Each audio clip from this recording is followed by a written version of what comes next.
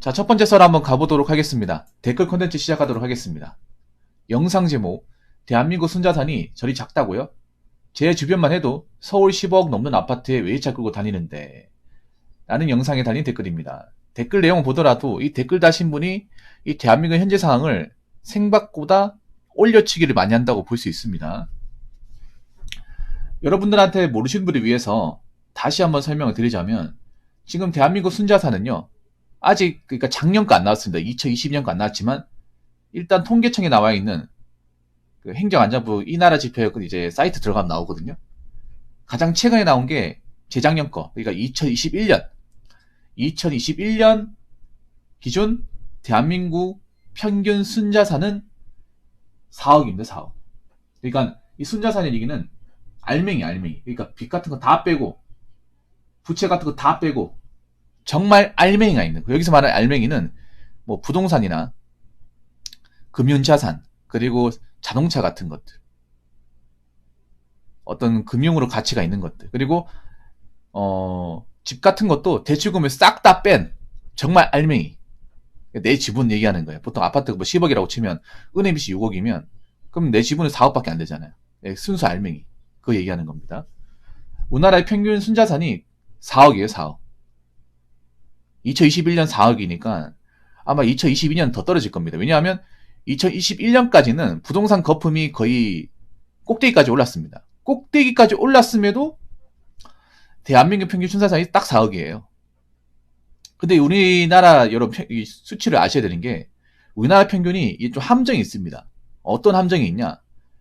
이 평균에 못 사는 사람도 있지만 재벌 회장님, 그리고 스포츠 스타, 연예인 스타, 그리고 땅 부자, 사업가들 다 들어가 있습니다. 다 들어가서 4억이에요. 그러면 평균 순자산 얼마나 될까? 평균 순자산. 그러니까 그 중위소득. 중위순자산 어떻게 될까요? 일단 제가 저번에 서울을 알려드렸는데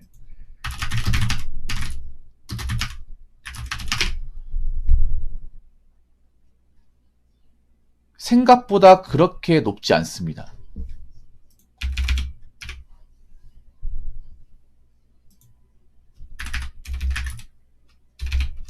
정말 여러분 생각하는 만큼 높지가 않아요. 한 2억 5천만 원 정도 됩니다. 서울의 기준으로. 그러니까 중간 라인의 평균 자산이 2억 5천만 원. 서울도 잘 산다고 알고 있지만 그렇게 중간, 그러니까 서울의 보통 사람의 평균 가지고 있는 것이 그렇게 높지 않아요. 그러면 그 말은 뭐냐 하면 그것보다 아래도 많다는 거겠죠. 엄청나게 많다는 거겠죠. 중간이 이 정도면. 그 2억 5천보다 적게 가진 사람도 많다는 거죠. 그러니까 쉽게 말하면 그런 거예요. 겉으로 이렇게 뭔가 하고 다닌다고 그걸 믿어서는 안 된다는 거예요. 뭐 좋은 아파트 산다고 해서 그 좋은 아파트가 자기 집이야, 자기 지분이 다 들어가야 그 순수하게 자기 거라고 얘기할 수 있는 거지. 자기 지분보다 은행 지분이 많이 들어가면 자기 거라고 얘기할 수 없죠. 그리고 지금 뭐 여기 적힌 대로 제 주변만 해도 서울 15억 넘는 아파트가 과연 저 15억 넘는 아파트가 과연 자기 지분이 얼마 있을까? 한 5억 있을까요? 특히 서울은 영끌 스케일이 굉장히 큰 도시 아닙니까? 전국 최고죠. 영끌 비중이. 전 순수하게 서울에 자기 집 가지고 있는 사람들이 별로 없다고 생각합니다. 그럼 이 15억도 자기 집이 아니겠죠. 은행 빚이 못해도 한 6, 7억은 되겠죠. 더 될 수도 있고. 그리고 지금 15억 넘는 아파트가 지금 현재도 15억이 넘을까? 15억이 넘는 아파트 살고 있다고 했는데 지금도 15억이 넘습니까? 지금 떨어지지 않았을까요? 왜냐하면 서울 지금 자고 일어나면 1,000만 원씩 떨어지고 자고 일어나면 1,000만 원씩 떨어지고 그런 상황 아닌가? 제가 알기로는 서울이 지금 15억까지 떨어진 아파트가 여러분 아시겠지만 그 헬리오시티, 네, 송파 헬리오시티 지금 말 그대로 헬이 되고 있습니다. 송파 헬 리오시티. 네, 거기가 지금 한 20억 넘어갔다가 20억 3, 4억 갔다가 지금 15억까지 떨어졌거든요. 이 댓글 적으신 분, 그 10억 넘는 아파트가 현재는 15억이 안 넘을 수도 있습니다. 그리고 그 15억 넘는 아파트에 사신 분이 과연 정말 15억 자산이 다 자기 자산일까? 아니면 다 빚일까? 아니면 이분은 은행 빚을 다 갚아 나갈 수 있을까? 아니면 저 10억 넘는 아파트를 팔고 나올 수 있을까? 이거 한번 생각해 보세요. 안 팔립니다. 안 팔려요.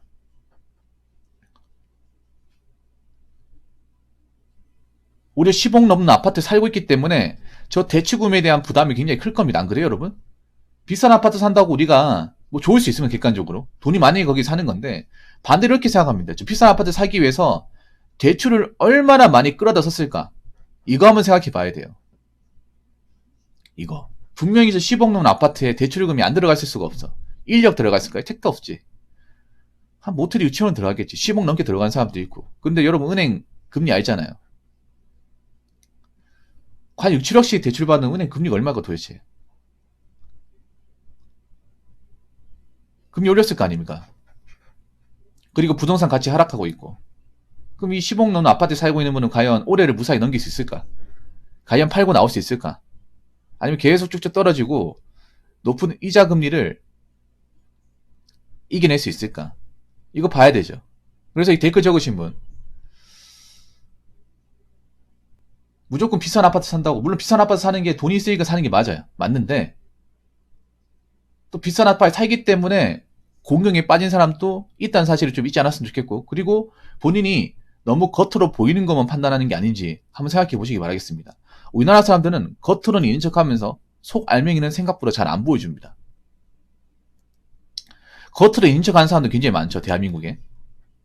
그렇지만 나의 어떤 속 알맹이, 내가 부채가 얼마나 되는지, 대출이 얼마나 남았는지, 할부가 얼마나 남았는지, 매달 이자를 얼마나 내는지에 대해서는 얘기를 안 하죠. 그러니까 껍데기만 보고 판단하지 마세요.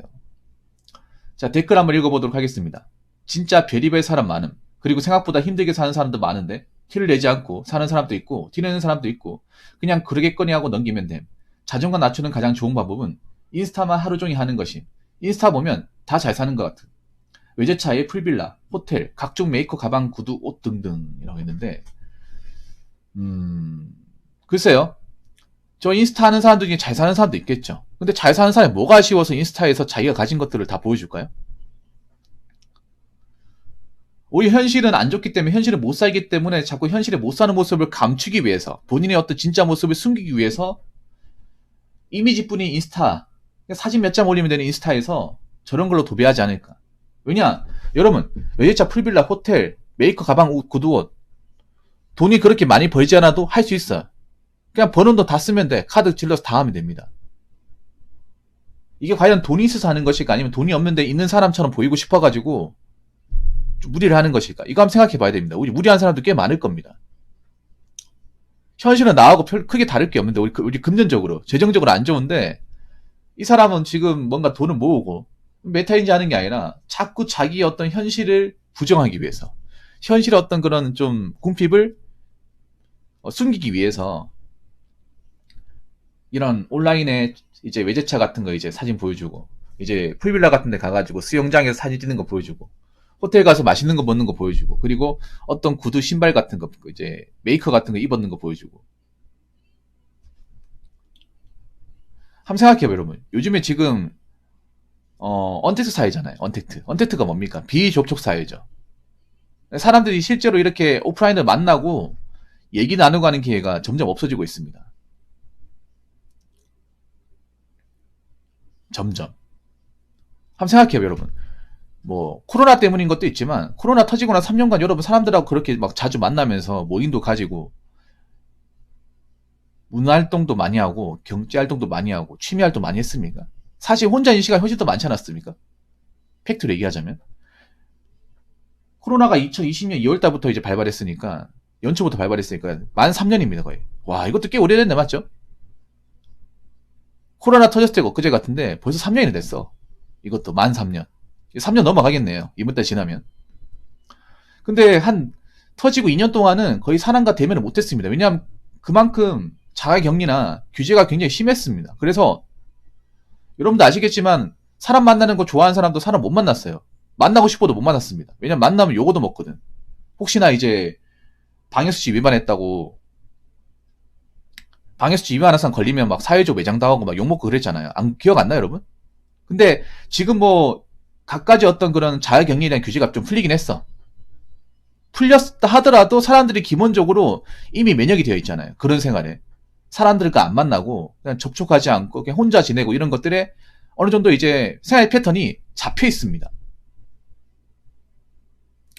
인정하실지 인정 안 하실지 모르겠지만 지금 보면 그래요. 거의 이제 모임 제한도 풀렸고 마스크 제한도 풀렸고, 풀렸는데도 이제 밖에 마스크 쓰고 다니지 않아도 된다고 얘기해도 마스크 다 써요. 마스크 안 쓰면 출입이 안 돼. 안 그래? 버스 타도 마스크 안 쓰면 출입이 안 됩니다. 근데 정부에서 뭐라고 해서 마스크 안 써도 된다고 얘기했잖아. 근데 마스크 다 쓰고 있어. 그 말은 뭐냐 하면 사람들이 이미 생활 패턴 습관이 잡혀있다는 거예요. 이미. 오랜 시간 동안 이미 이 생활에 적응이 되었다는 거죠. 어떻게 보면. 맨 처음에는 적응을 못했지만 마스크 쓰고 뭐 혼자 지내고 하는 것 때문에 전형이 됐다는 거예요. 그 말은 뭐냐 하면 사람들이 어떤 이제 실제 생활적인 모습을 못 본다는 거예요. 이 언택트 사회의 특징이 뭐냐 하면 내 사는 것만 집중을 하지 남들이 어떻게 사는지를 모른다는 거야. 그리고 언택트 사회가 되다 보니까 경제적으로 안 좋아진 사람도 꽤 많아졌어요. 이건 팩트로 얘기하는 거예요. 여러분 한번 생각해봐. 솔직히 말해서 택배나 뭐 배달 업종만 좀 좋아졌지 그 외의 업종은 굉장히 좀 안 좋아졌지 않습니까? 특히 오프라인에서 뭔가 장사한다거나 아니면 매장 관리한다거나 이런 분들은 오히려 직격탄을 맞았잖아요. 폐업한 분도 있고 망한 분도 있고 그리고 사무실에서 일하는 분들도 직장 잘리고 아니면 이제 무급휴직으로 돈 안 받고 계속 쉬고 있고 경제적으로 어려워지고 뭐 항공업계는 말할 것도 없고. 그래서 여러분 생각해봐. 이렇게 3년 동안 우리가 언택트 사회를 접하면서 경제적으로 나아졌습니까? 안 나아졌습니까? 나아진 사람도 있겠지만 안 나아진 사람이 훨씬 더 많아요. 절대적으로 많죠. 여러분 한번 생각해봐. 돈 버는 게 이 코로나 터지기 전과 후가 비교해봤을 때 좋아졌습니까? 나빠졌습니까? 나빠졌어요. 사업하신 분들 멀쩡하게 나빠졌고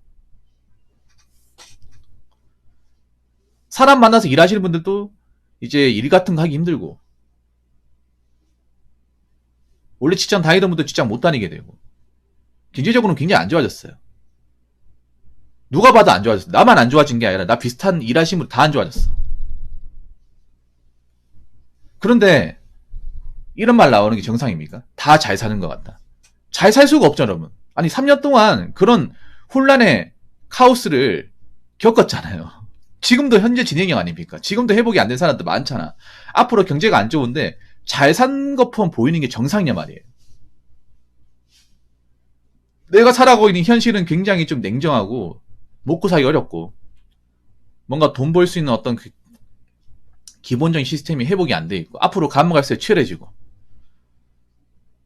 여러 가지 전망은 어둡고 객관적으로 누가 보더라도 안 좋은 상황이야. 근데 이 인스타라는 곳만 가면 다 잘 사는 것 같아요. 정말 잘 사니까 잘 사는 것을 보여주겠습니다. 아니면 현실은 못 사는데 누구한테 꿀리기 싫어서 나의 어떤 슬픈 모습을 보여주기 싫어서 잘 산다는 컨셉을 깔고 보여주는 것일까요? 전 후자가 훨씬 더 많다고 생각합니다. 오히려 여러분 그거 하셔야 돼요. 언택트 사회가 되면서 인스타에서 이렇게 뭔가 자기적인 행복을 보여주는 사람들이 엄청 많아졌습니다. 근데 그거 아세요? 언택트 사회 되고 나서 사람들이 우울증이나 정신불안, 분리장애 아니면 낮은 자존감 때문에 정신과를 찾는 분들은 엄청나게 많았습니다. 그럼 이게 뭘까요? 객관적으로. 이게 잘 사는 겁니까? 잘 살지 못하니까 인스타 같은 거를 자꾸 이렇게 자기가 잘 사는 것처럼 보여주는 거고 그리고 그런 것 때문에 자꾸 멘탈이 약해지니까 정신과를 가는 거 아니겠어요? 잘 살기 좋으면 왜 정신과를 갈까요? 객관적으로. 하는 일이 잘 풀리면 왜 정신과를 갈까?